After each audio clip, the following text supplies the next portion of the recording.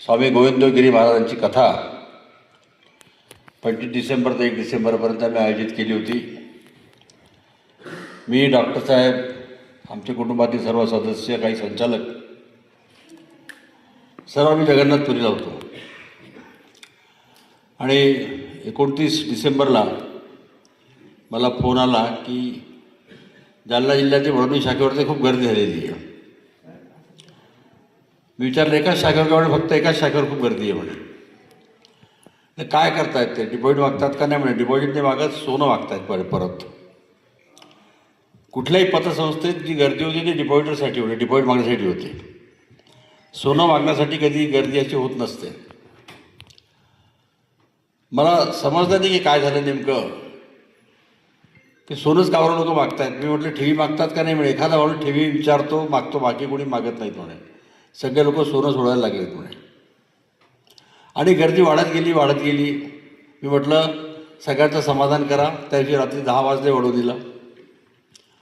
सगळ्यांचं त्या ठिकाणी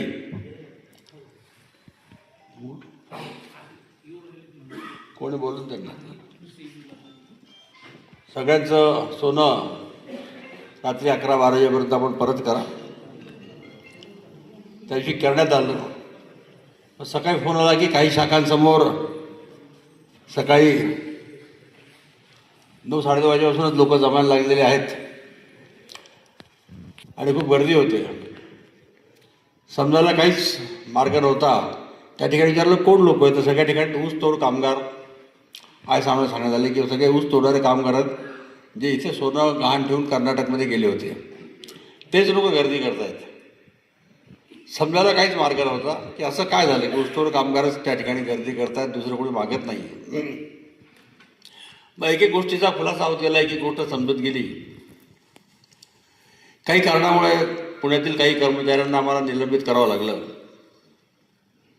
आणि कर्नाटकचा माजी खासदार अण्णासाहेब झोले यांच्या साखर कारखान्याला आमचं कर्ज होतं.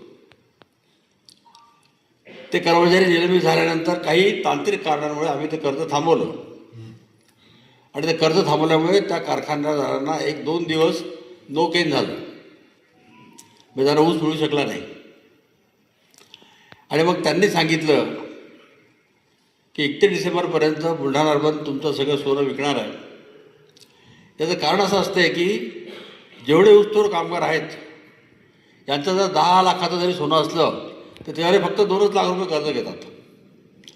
ती 4 महिने आपलं सोनं तिजोरीमध्ये, बँकेच्या तिजोरीमध्ये सेफ राहील.